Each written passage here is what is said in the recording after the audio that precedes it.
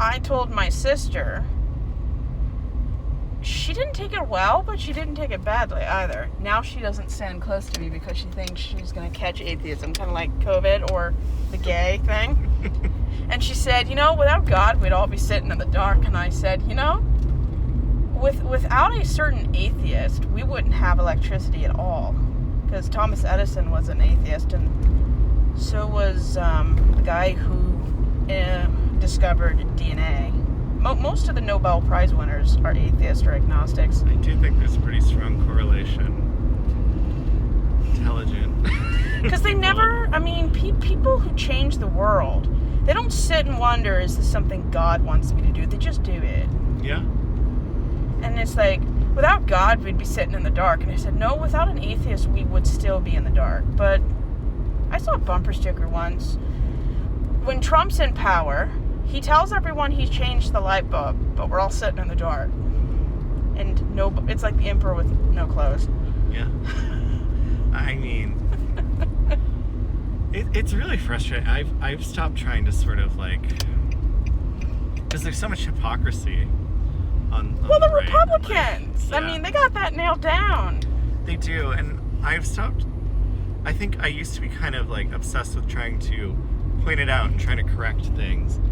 And I kind of don't. I'm like, oh, you don't care. You don't care if you're right or wrong. You don't care if you're being hypocritical or if you're illogical. They just want to support him. Yeah, that's all it is. I started a podcast. I wrote down 1,200 reasons why I'm not religious.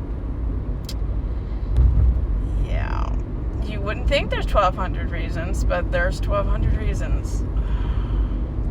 It's terrible. Absolutely terrible. Of course, I grew up in Alaska, so isolated. I only left the house to shop and go to religious meetings. No friends. No theater, no radio, no television, no mainstream movies, no sports. Hey, you can imagine.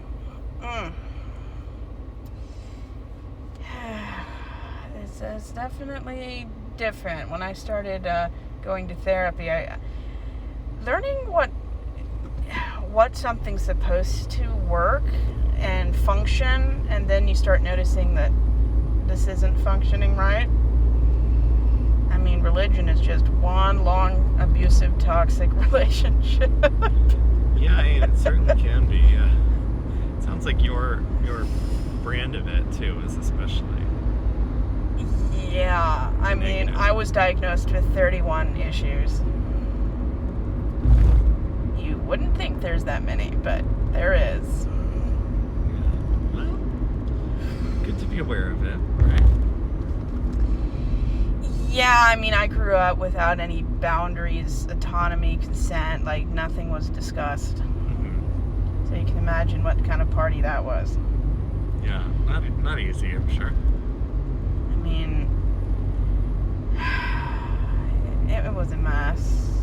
I went to 7 churches as a child, from Southern Baptist, of course, now that I know they are right underneath Roman Catholics for the worst kind of activity. I'm glad I didn't know that as a child.